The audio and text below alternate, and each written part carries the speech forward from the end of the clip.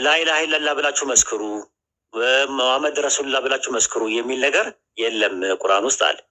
ከዛ አለ ብለን መጀመሪያ ላኢላሀ ኢለላህ የሚል አለ አልነው። የለም አለ መጀመሪያ ላይ አለ ላሳይ ስለው ደንግጦ መሐመድ ረሱሉላህ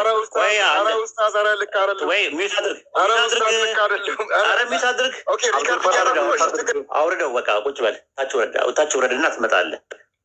ያወራው ነው ከዛ በኋላ ምን አደረገ? መሐመድ ረሱሉላህ የሚል ነገርም የለም አለ። አለ አልኩት የለም አለ። ለእኛም ይለናል በቃ እሺ አናቅም ነው ካላወቅ ሰው አንተ አታክ አይደለም አናቅም በል ምናምን ስንት ነገር ሊባል ይችላል። ይሄ አታክ አይደለም። ሀሳቡ ላይ ግን ትኩረት አድርጋ የተነሱ ርዕሶች ወሊላሂል ሐምድ እያንዳንዱ ርዕሶች ተመተዋል። እያንዳንዱ ርዕሶች ላይ መልስ አግኝታል። ምንም መሰላገኝ እንደ ሙስሊሙ ሲቀበል ነበር። ምንም መሰላገኙ እንደግሞለን እንደ እስላሙ እንደ አማኙ ተጨማሪ ነገር እፈልጋለሁ። ያልገባኝ ነገር አለ። እኩል አታውራ፣ ተደማመጡና አውራ።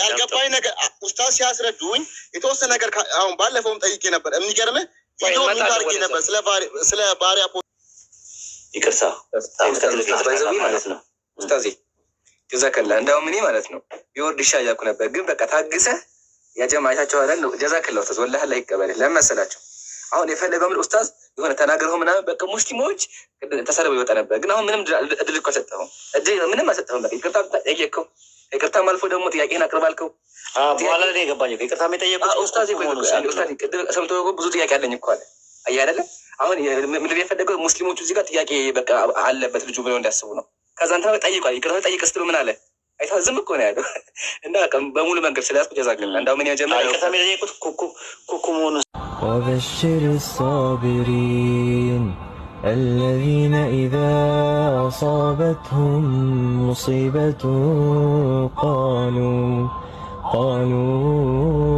በጅብሪል በኩል ነው ወር ደግሞ እንዴት ነው ያለ ጅብሪል ነው በጅብሪል አይደለም አይ በጅብሪል ሳይሆን በቃ ልክ ሲያወሩ ለምሳሌ የሆነ ነገር ይጠየቃሉ አይደል እሳቸው በአቂዳና በፊቂ ጉዳይ ላይ ይጠየቃሉ ለምሳሌ የሆነ ነገር ይጠየቃሉ ከዛ ሲያብራሩት እሱን ሀሳቡ ያላህ ነው ግን በራሳቸው ቋንቋ በራሳቸው ዘይቤ በራሳቸው ሙዳይ ቃላት ነው የሚጠቀሙት እኮ የአላህ መሆኑንም እንዴት ነው ላይክ የሚታወቀው አሁን ቁርአን ከሆነ የሚታወቀው ነብይ መሆናቸው ነው ነብይ ስለሆኑ ከልብ ወለድ አይናገሩም ብለዋል አላህ ከልብ ወለድ አይናገሩም ንግግሩ የሚወርድ ራይ እንጂ ሌላ አይደለም ይላል ሌላ ቦታ ላይ ደግሞ ወደ አንተ ምንና ምን አወረድን ይላል መጽሐፍና ምንን አወረድን ይላል ወደ አንተ መጽሐፍንና ጥበብን አወረድን አይልም እኮ ጥበብን ሲል ላይክ አሁን እሳቸው በሐዲስ መልክ እንዲያብራሩ ቁርአን ላይ አለ አዎ ጥበብ መጽሐፍንና ጥበብን ወደ አንተ አወረድን ይላል ራሱ አልሂክማ የሚባልና አልኪታብ የሚባለው ኪታብ የተባለው ማን ነው ቁርአን ጥበብ የተባለው ደግሞ ሐዲስ ነው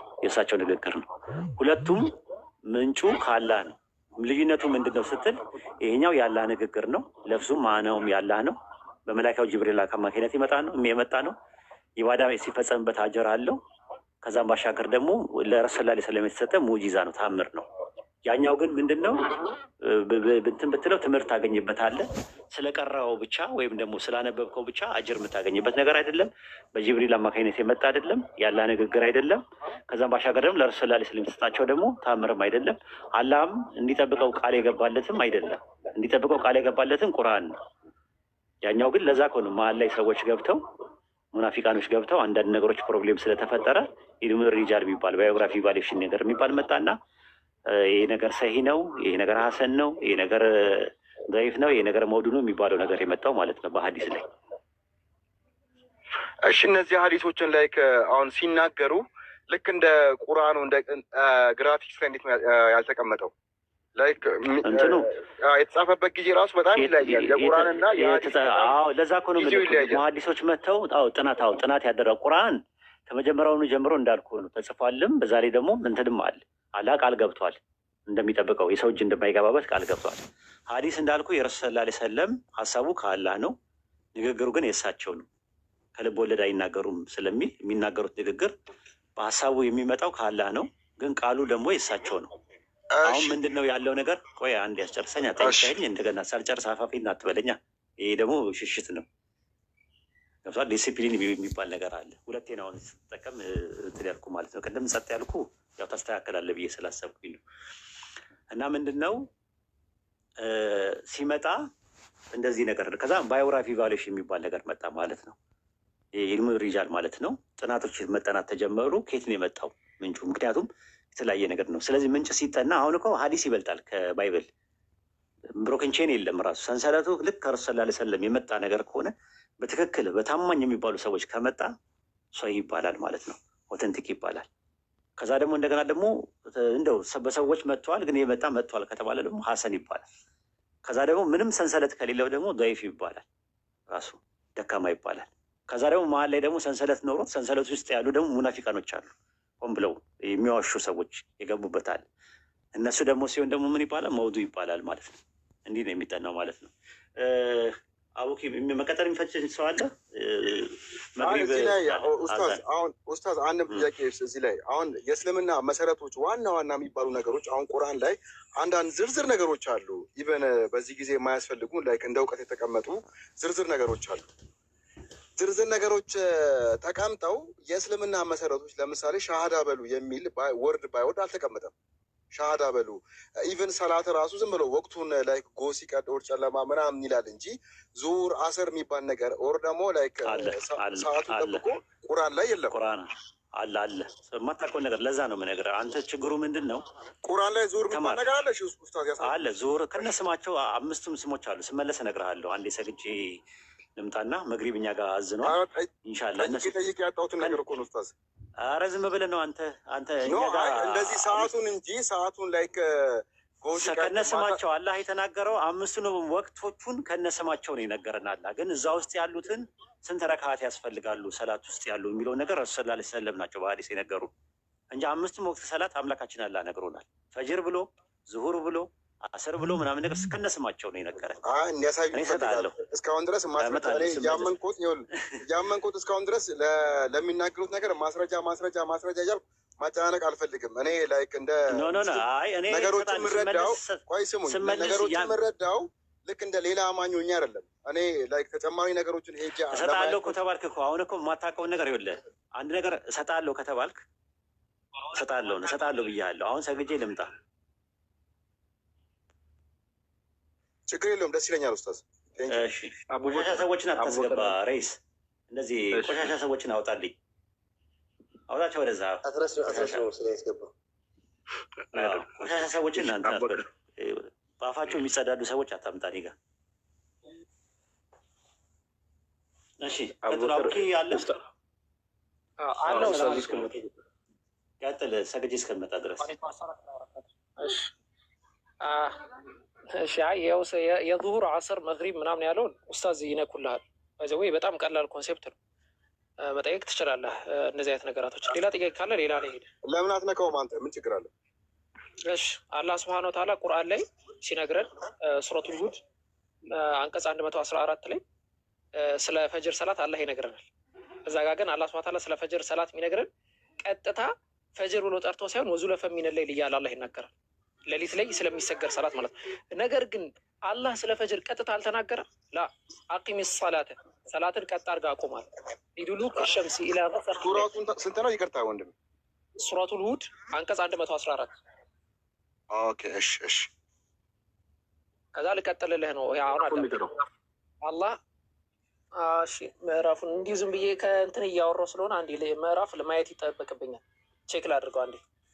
ሱረቱል ኢስራ 16ኛ ምዕራፍ ነው። 16፣ 15፣ 14ኛ ምዕራፍ ማለት ነው። ወደኋላ ስትሄድ ካልተሳትኩኝ 14ኛ ምዕራፍ ላይ አላህ በተመሳሳይ ደረጃ አቂም ሰላተ ሊዱሉኪ ሸምሲ ኢላ ገሰቂ ለይል ወቁርአን አልፈጅር ኢነ ፊ ቁርአን አልፈጅር እያለ አላህ ሱብሓነሁ ወተዓላ ፈጅር እያለ ይጠሯል። ፈጅር ማለት ሱብሒ ማለት ነው። እየሰማኸኝ ነው አይደል አብዱልፈታ? የአሁኑ ሱራ ይለያል መሰለኝ አሁን የጠራው። የአሁኑ ደግሞ ሱረቱል ኢስራ ሱረቱል ኢስራ ነው። 17ኛ ሱራ አያ ስንት ነው? 17ኛ ሱራ አያውን ሊያዝልህ። እሺ አንዴ ማን ጋር ነው እየደገመ ያለው? እንደዚህ እንትን እየደገመብኝ ነው። ማን ጋር ነው? አብዱልፈታ ጋር ነው። እሺ ላ ሱረቱል ፈጅር አንቀጽ 78 ላይ፣ ሱረቱል ኢስራ አንቀጽ 78 17 78 ላይ ማግኘት ትችላለህ። አይሽ 1778 ላይ ማግኘት ትችላለህ። ሱረቱል ኢስራ 1778 ላይ ማግኘት ትችላለህ።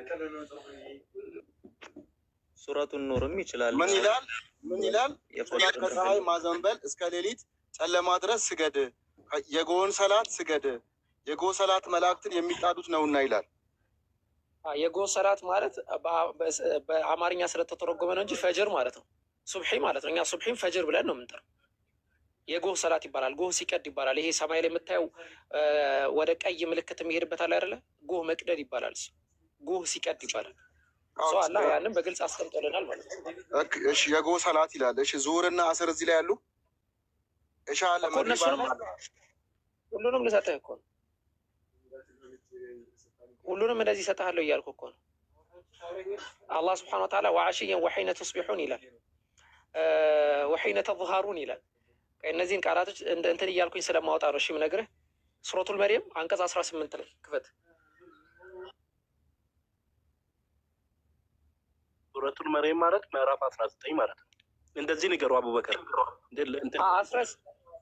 ከቃል እያወጣሁ ነው የምናገረው እና ያንን ለመናገር አሁን ይከብደኛል። ከቻልክ አንተ ንገር። አያው ስንት ነው? እሺ ያ እንትኑን ንገርልኝ። እኔ አያውን እነግርሃለሁ። 18 ላይ ምዕራፍ 19 ቁጥር 18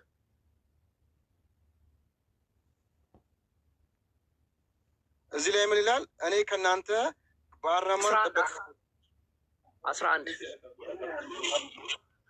ሱረቱል መርየም 11 ነው 18? ሱረቱል መርየም አንቀጽ 11 ላይ 11። እሺ ከምኩራቡም በህዝቦች ላይ ወጣ በኤክስትና ምንድን ነው ኤክስ ምልክት ያሳያል እና በማታ ጌታችሁን አወድሱ ይላል። እስቲ አንዴ ተሳስቻለሁ እንዴ? ቆይ እኔ ራሴ ልክፈትልህ። በቃ ሰላም አለይኩም ሳት ላወርቃት። ኦኬ እያወራችሁ ነው። ቀጥላችሁ ከተመለስክ ኡስታዝ አንተ ቀጥል ከተመለስክ። ኦኬ ምን ነበረ አብዱል ማነው አብዱ የጠየቀኝ የነበረው? የሰላት ነገር መሰረታዊ ነገሮች ሻሃዳ፣ ለምሳሌ ሻሃዳ ማለት ሻሃዳ ሌላ ቦታ ትሂድ ረባለ ማለት በጣም ትንሽ የምታስጨርሰው ነገር በነገራችን ላይ ዝም ብለን ነው የምታወራው እና ሁሉም ቦታ ስለምት ሁሉን ነገር ማውራት በአንድ አይቻልም። በቃ አሁን የምንነግርህ ምንድነው ስለ ሰላት እንነግርህና ደግሞ ሌላ ቀን ደግሞ ትጠይቃለህ። እሺ እርሱም ስነስርዓት ያዙ። እኔ ስነስርዓት ይዤ ነው የምጠይቀው። ሆኖ አይ አብላላው ነው የምነግርህ የምትማረው። እንደዚህ አይነት ቃላት በጣም እየተጠቀሙ ነው ላይ ብዙ ጊዜ ተጠቅመዋል። እኔ ኡስታዝ ኖት ብዬ ዝም ብዬ እያከበርኩ እያለፍኩ ነው። ብዙ ጊዜ እንደዚህ አንተ አታውቅም እንደዚህ አታውቅም ምናምን እያሉ ነው። ብዙ ጊዜ እንደዚህ እየተጠቀሙ ነው። ዊችሚስ ይሄ ለሪከርድ ነገር ይመስላል። ይሄንን አለማወቅንማ ልነግርህ ነው። ይሄንን አለማወቅህን ቆይ አብዱ ተረጋጋ። ይሄንን አለማወቅህን ይሄንን ሳታውቅ ስለ እስልምና እስከዛሬ ድረስ ስትኖር ቁርአን ላይ ፈጅር የሚለው ቃል የለም እንደገና ደግሞ አሰር የሚለው ቃል የለም ማለትህ ምን ያህል ማለት ምንም ነገር እስልምና ምንም የምታውቀው ነገር እንደሌለ ነው የሚያሳየው። አይደለም ቁርአን የቀራሰው ቶ እሱን ቶ ሌላውን ነገር ማለት ነው። አሁንም እኮ ጎ ሲቀድ የሚል ነገር እንጂ ፈጅር የሚል ቃል እኮ የለም እኮ። እሰጥሃለሁ እኮ አትቸኩል እኮ ፈጅር የሚል ቃል እሰጥሃለሁ እኔ። እሺ ፈጅር፣ ዙር፣ አስር፣ መግሪብ እሰጥሃለሁ። እሺ እሰጥሃለሁ። ሱረቱል ኒሳ ምዕራፍ 4 ቁጥር 103 ላይ ሰላት በምዕመናን ላይ በጊዜያት የተወሰነች ግዴታ ናት አለ። በጊዜ የተገደበ ነው አለ። በጊዜያት የተወሰነ ነው ብሎ ነግሮናል። ሱረቱል ኢስራ ምዕራፍ 17 ቁጥር 78 ላይ ሰላትን ከፀሐይ መዘንበል እስከ ሌሊት ጨለማ ድረስ ስገድ፣ የጎህ ሰላትን ስገድ። ጎህ ለሚለው የአረብኛው ቃል የገባው ፈጅር ብሎ ነው ያስቀመጠው። ይኸው አንድ የመጀመሪያው ፈጅር እያለ ነው የሚናገረው። ያውጣልህ ከፈለክ አቡኪ ያለ ትችላለህ። እሺ ይቀጥሉ፣ ችግር የለውም። ኖ አይ የለም አልካ የለም የሚለው ችግር የለውም። ኧረ ቆይ ተረጋጋ፣ አሁንም ተረጋጋ። የማታውቀውን ነገር ስትልበት ያቁነጠንጽሃል። የማታውቀውን ነገር ለምን ትላለህ? እኔ እኮ እያገዝኩ ነው። ይኸው አላውቅም እኮ የለም እኮ እያልኩ የለም ብለህ ነበር። ይኸው ያሳየህ የለም እኮ ፈጅር የሚል ነገር እኮ የለም። ጎ ሲቀድም እሺ ይኸው ምን ይላል? አንብበው እስኪ። አልፈጅር የሚል ነገር የለው። ጎ ማለት በአረብኛ ፈጅር ማለት ነው ትርጉሙ። ይኸው ጎ አገኘህ? አሁን አገኘህ? እስቲ ፈጅር የሚለው ጽሁፉ አረብኛውን ያው አልፈጅር። እሺ አዎ ኢነል ቁርአነ ሱረቱል ኑር ምዕራፍ 24 ቁጥር 58 ላይ ገባ። ፈጅር የሚለውን ላሳይ።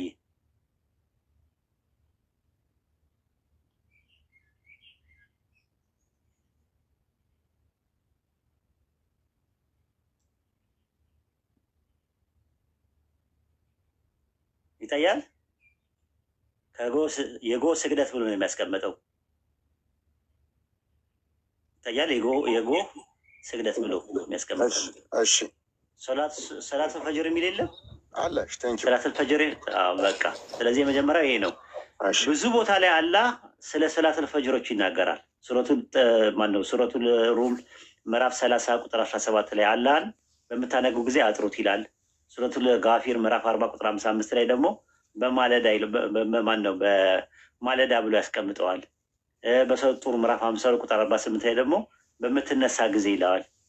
በሱረቱል ቃፍ ምዕራፍ 50 ቁጥር 39 ላይ ደግሞ ፀሐይ ከመውጣቷ በፊት እያለ ይናገራል።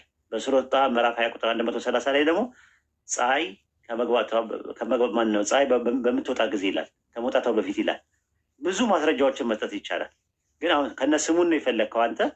ስለ ስሙ ይና አሁን ዙሁር ጋር እንሂድ። ዙሁር የሚለው ማለት ቀትር የሚባለው ማለት ነው። ቀትር ማለት ነው። ሱረቱል ኑር ምዕራፍ 24 ቁጥር 58 ላይ ግባ።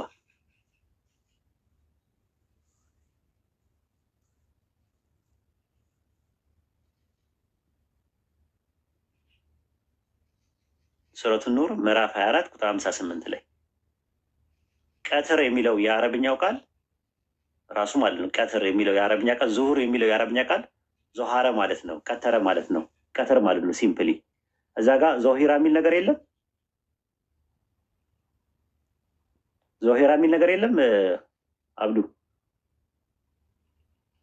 ቆይ እያነበብኩት ነው። አረብኛው ላይ የለም ወይ?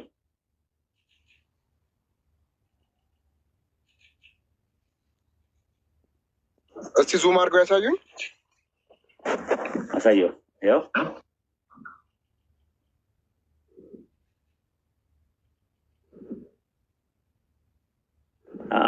ሁለት አሳየ ማለት ነው። ሌላ እንጨምርልን። ሱረቱል ሩም ምዕራፍ 30 ቁጥር 18 ላይ ደግሞ ግባ። ሱረቱል ሩም ምዕራፍ 30 ቁጥር 18 ላይ አሁንም ዙሁርን ነው እያየ ያለ ነው። ሱረቱል ዙሁር አዝሁር እዚህ ላይ የሚላል ምስጋና በሰማይና በምድር ውስጥ ለእርሱ ነው ይልና በሰርክም ጊዜ በቀትር ውስጥም በምትተጉ ጊዜ አመስግኑታል። ቀትር የሚል የለም። ቀትር የሚለው የለም አለ አብዱዬ። እስቲ ዙሁር ነው አይደል? እሺ ቀትር የሚል የለም። አላየም? አሁንስ ጌታ አለ ዙሁር የሚለው ስለ ዙሁር ነው አይደል? እሺ አለ ዙሁር። እሺ ሱረቱ ኢስራ ምዕራፍ 17 ቁጥር 78 ላይ ዙሂሩ ነው የሚለው። ዙሂሩ ነው የሚለው። ዙሂሩ ነው የሚለው። አዎ ዙሂሩ ነው። ዙሂሩ ቀትር ማለት ነው። እሺ ቀጥል። ሱረቱ ኢስራ ምዕራፍ 17 ቁጥር 78 ላይም በተመሳሳይ ሶላት ከፀሐይ መዘንበል እስከ ሌሊት ጨለማ ድረስ ስገድ ይላል። ገብተዋል? የፀሐይ መዘንበል ምንድን ነው? እኩለ ቀን ማለት ነው። ሚድዴይ ማለት ነው። ራሱ ሚድዴይ ማለት ምንድን ነው? የፀሐይ መዘንበል ይባላል። ግልጽ ነው እዚህ ጋር። እሺ ወደ አስር እንሂድ አይደል? እሺ ወደ አስር። እሺ ሱረቱል አስር ምዕራፍ 103 ቁጥር 1 ላይ በጊዜያቱ እምላለሁ ለሚለው ቃል ጊዜ ለሚለው ቃል ምንድን ነው የሚጠቀመው?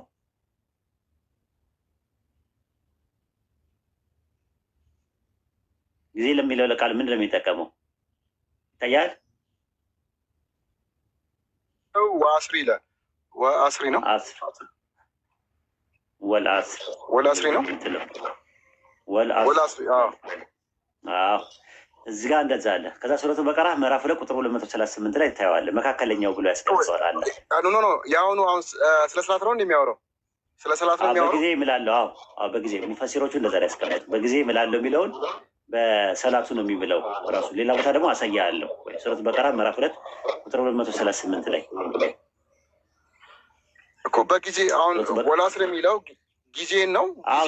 ሊንጉስቲካሊ ጊዜ አስር ማለት ሲምፕሊ ጊዜ ማለት ነው ራሱ እኮ። ስለዚህ ይሄ እኮ የአስር ወቅት ያሳያለሁ። ገና እኮ አልጨረስም። ኧረ ትቸኩላለህ እኮ ቸኮላ የለም ትልና አያስፈልገኝም ነበረ። ይኸኛው እሺ ጊዜ ነው። እሺ እኮ ቋንቋው ነው ሊንጉስቲካል አፕሮቹ እንድታውቀው ነው። ኧረ ተው ተው ተው ጉዳን ተው ተው። እሺ ሱረቱ በቀራ ምዕራፍ 2 ቁጥር 238 ላይ ነው። በሰላቶቹም በተለይ በመካከለኛይቱ ሰላት ይላል። መካከለኛይቱ ሰላት የተባለችው ማናት? መካከለኛይቱ ሰላት የተባለችው ማናት? ንገረኝ።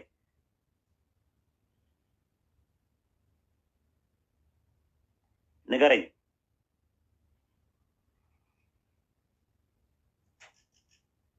ከሁለትና ከሁለት መሀል ላይ ያለች ናት። መካከለኛይቱ ማናት? መካከለኛይቱ ሰላት ሁለት አለ። ምክንያቱም ሶላታን አይደለም የሚለው። ሶላታን ቢሆን ኖሮ 3 ነው የሚሆነው። መሀል ላይ ነበር የሚሆነው የነበረው። እዚህ ጋር የሚለው ግን ሶላዋት ነው የሚለው። አይተው ከሆነ በጀምን ነው የመጣው። ስለዚህ መሀል ላይ ያለ ነው። መሀል ለማምጣት ደግሞ ከአንድ በላይ የሆነ ነው። ከአንድ በላይ አለ፣ ከአንድ በላይ ደግሞ አለ እንትን አለ። ስለዚህ በሁለትና በሁለት ከፊት ከኋላ ሁለት አለ። መሀል ላይ ያለችዋ ናት። ምን አለ እዚህ ላይ? በሰላቶች በተለይ በመካከለኛይቱ ሰላት ላይ ተጠባበቁ ይላል። ሶላቷን መካከለኛይቱ ሰላት ብሎ ነው ያስቀመጣት። ስለዚህ መሀል ላይ ያለችው ማናት? አይ ሌሎቹ ላይ ዙሁርን ዙሁር ብሎ ካስቀመጠ፣ አስርን አስር ብሎ ካስቀመጠ ይሄኛው በመካከለኛው ለምን ይላል? ለምን ይኸው አለ። ይቅድሙ ስሙ አለ። አሁን አላህ ሲምል ራሱ ጊዜ ነው ጊዜ አይደለም ያመለክተው እኮ አስር ነው። አስር ትርጉሙ ምንድን ነው? ጊዜ ነው። ጊዜን አዎ ጊዜ ማለት ነው። ከዛ በኋላ ያ ጊዜ የተባለው ምንድን ነው?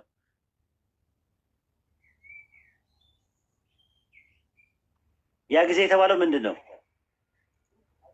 በመካከለኛው ሰዓት መካከለኛው የረሱል ሰለላሁ ዐለይሂ ወሰለም ኡማ የሚቆየው እስከ መቼ ነው? ኡማው ራሱ የሚቆየው እስከ ድረስ ነው ብለዋል በሐዲስ ላይ። ከአስር በኋላ ቀን ይቀየራል ይላሉሽ። አይደለም የሚቆየው፣ የኡማውን ከፋፍለውታል አይደለ? ኡማው የሚቆየው ጊዜያት ብለዋል። ነሳራዎች ኢንጂል የሚባል ነገር መጣላቸው እስከዚህ ድረስ ቆዩ ምናምን እያለ ሲል የረሱል ሰለላሁ ዐለይሂ ወሰለም ኡማ ምን አይነት ኡማ ነው አድርጎ ያስቀመጠው? እስከምን ድረስ ነው ያስቀመጠው? እስከ 10 ድረስ አላደረገውም እኮ። እንደሱ ከሆነማ ወይ መጨረሻ ወይ መጀመሪያ መሆን ነበረበታ። የመጨረሻው ሰዓት እና እንደዛ እኮ ነው እና የረሱል ሰለላሁ ዐለይሂ ወሰለም ኡማ መካከለኛይቱ ኡማም ተብሏል ራሱ። አሁን እሱ ሌላ ነገር ውስጥ ነው። ግን ዋናው ነገር አሱር የሚለው ቃል ምንድን ነው ትርጉሙ ታውቀዋለህ? ቀደም እኮ ጊዜ ብለውኛል እኮ አስር። በቃ እሱ ነው። በቃ በጊዜያቱ እምላለሁ ሲል በአስር እምላለሁ እያለ ነው አለ። እንደዛ ብለው የሚፈቱት አለ በእንግሊዝኛ ላይ ለምሳሌ ገብተዋል። ይኸው አረብኛው ላይ እኮ አለላ አልኩ። አሁን መካከለኛይቱ ሰላት የሚል ነገር አለ። በዛ ላይ ቁሙ ብሏል። ላላ ቁሙ ብሎ ታዛዦች ሆናችሁም ላላ ቁሙ ብሏል። ሱረቱ በቀራ ምዕራፍ 2 ቁጥር 238 ላይ እንደገና ደግሞ ሌላ ቦታ ላይ ደግሞ ሱረቱ ጋፊር ማነው ሱረቱ ቃፍ ምዕራፍ 50 ቁጥር 39 ላይ ነው። ሱረቱል ቃፍ ምን ምዕራፍ 50 ቁጥር 39 ላይ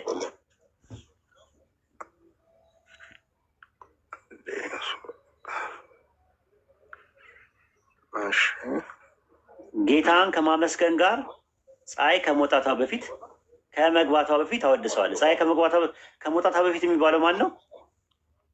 አስር ነው። ምንድን ነው? ፈጅር ነው። ከመግባቷ በፊት ያለው ማን ነው? ልክ ከመግባቷ በፊት እኔ እንደማውቀው ግን ደንገዝገዝ ሲል ቀላ ሲል መግሪብ ነው ነው አይደል? ከመግባቷ አይደለም። መግሪብማ እንዴ አስር እኮ አስር የምንሰግደው እኮ ከጥላችን እኩል ሲሆን ነው። ጥላችንና መግሪብ ምሽት ነው። እሱ ኢቪኒንግ ነው የሚባለው በአረብኛ መግሪብ የሚባለው። ለምሳሌ መግሪብ የሚለው ቃል ራሱ ገረበ ነው ራሱ አይደል? ጠለቀ ነው። ፀሐይ ስትጠልቅ ማለት ነው። እሱ የፀሐይ መጥለቂያ ማለት ነው። ምዕራብ ራሱ የሚባለው ነገር አይደለ? እንደዛ አይደለ? መግሪብ የሚባል ነገር አለ። መግሪብ የሚለው ቃል ገረበ ነው ራሱ። ገረበ ማለት ጠለቀ ገባ ከሚለው ነው የመጣው አይደል? የፀሐይ መጥለቅ ምዕራብ ራሱ ይባላል። ምዕራብ ራሱ እንደዛ ነው። ምሽት ወይም ኢቪኒንግ የሚባል ነገር አለ። እሱን ከፈለክ እዛ ላይ ስንደርስ መግሪብ ላይ ስንደርስ እናየዋለን። ይሄኛው ግን የሚለው ምንድን ነው? ጌታን ከማወደስ ጋር ፀሐይ ከመውጣቷ በፊትና ከመግባቷ በፊት ነው የሚለው። አየህ፣ ከመግባቷ በፊት የሚለውን የሚያመለክተው ከመውጣቷ በፊት የሚለውን ፈጅርን ካመለከተ ከመግባቷ በፊት የሚለው ማንን ያመለክታል? ዙሁርንም ያመለክታል። ከመግባቷ በፊት እንዴ በፊት ነው የሚለው እኮ በፊት እኮ በፊት ከሆነ ዙሁርም ቢሆን እኮ በፊት ነው እንዴ? ከመግባታው በፊት ከፊት ለፊት ያለው ነው የሚታየው እኮ። አንተ ደግሞ ከፊት ለፊት ያለው ነው የሚታየው እንጂ ወደኋላ እንደዛ ማካርክ እኮ ፈጅርን የሚያመለክታል ትችላለህ። እሱ አይደለም ነጥቡ። ግን እዚህ ጋር ችግር የለውም። እሺ ችግር የለውም። እለፈው ችግር የለውም። ስለወጣህ ምዕራፍ 20 ቁጥር 130 ላይ ግባ። እለፈው። አዳማጭም ስላለ በነገራችን ላይ ኦዲየንሴን እያየው ነው የማወራ ከአንተ ጋር እንጂ ቅድም ነበረ እንትን ስትል ማቋርጠው የነበረው። ማላቋርጠው ምንድነው ሰው ትምህርት እንዲያገኝበት ነው። አንተን ስጠይቅ ማለት ነው። ጥሩ ነው ጥያቄዎች ማለት። ስለወጣህ ምዕራፍ 20 ቁጥር 130 ላይ ጌታህን ፀሐይ ከመውጣቷ በፊት ከመግባቷን በፊት የምታመሰግኑን አጥራው ይላል። ከመግባቷ በፊት የሚለውን ነገር የሚያመለክተው አስርን ነው የሚያመለክተው። መካከለኛ የቱ የሚባለው ማለት ነው። መሀል ላይ ያለችዋ ማለት ነው። ፀሐይ ከመግባቷ በፊት ማለት ነው። ራሱ እያለ ይናገራል ማለት ነው። ከዛ ደግሞ ወደ መግሪብ እንሂድ። ወደ መግሪብ ስንሄድ እሺ ሱረቱል ሁድ ምዕራፍ 11 ቁጥር 114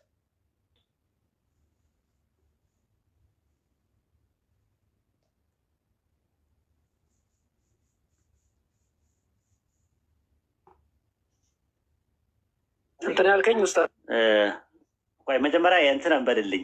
ሱረቱ ጣሃ ማነው? ሱረቱል ሩም ምዕራፍ 30 ቁጥር 17 ላይ አምጣልኝ። ምዕራፍ 30 ቁጥር 17 ላይ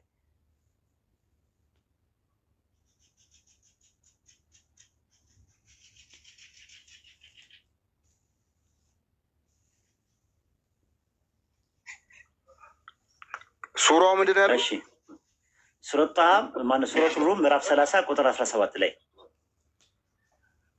እሺ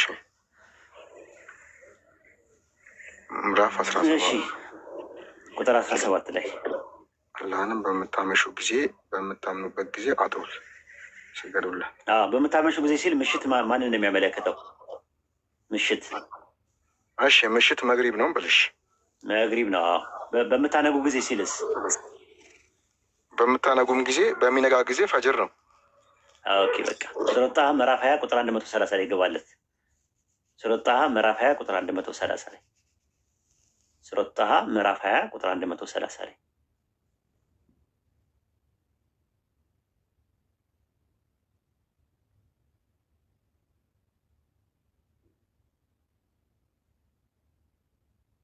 በቀን ጫፎች ላይ አጥራው በሚሰጥ ምንዳ ልትወደስ ይከጀላልናል። የቀን ጫፍ ምንድን ነው?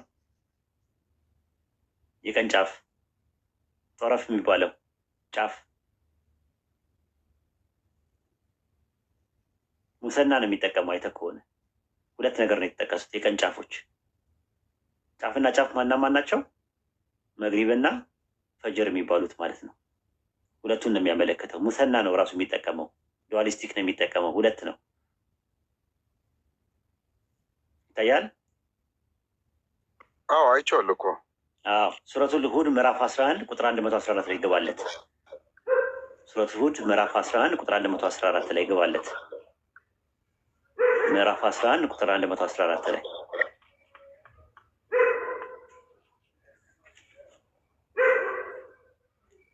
ይታያል። ሶላትን አለ አሁን እዚህ ጋር ወልትን ነው። ሶላትን በቀን ጫፎችም ከሌሊት ክፍሎችም ፈጽም ይላል። በቀን ጫፎች የሚፈጸሙት ሰላት ማን ናቸው?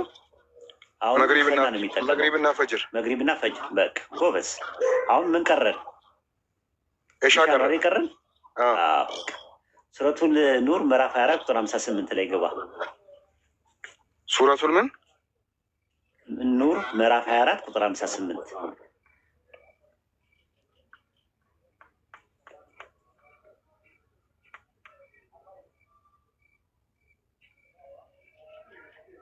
እሺ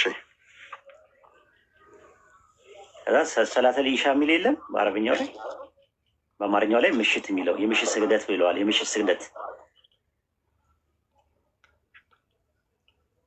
ስግደት አየህ፣ የምሽት ስግደት አውጣለት። አማርኛው ላይ አለለት። የምሽት ስግደት የሚለውን ሰላተል ኢሻ ብሎ ነው ያስቀመጠው። አየው፣ ሰላተል ኢሻ ብሎ አስቀምጦታል። አረብኛው የኢሻ ሰላት ብሎ ነው ያስቀመጠው። ልጨምርለት። ሱረቱ ጋፊር ምዕራፍ 50 ቁጥር 55 ላይ ሱረቱል ጋፊር ምዕራፍ 40 ቁጥር 55 ላይ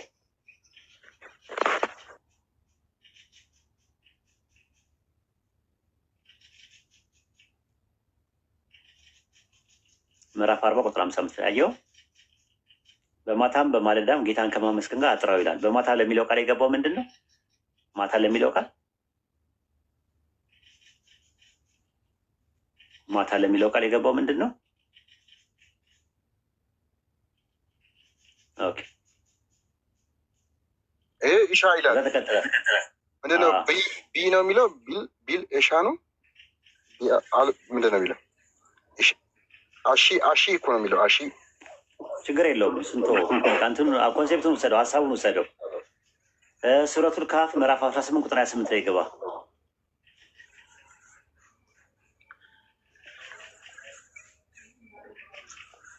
ሱረቱል ካፍ ምዕራፍ 18 ቁጥር 28 ላይ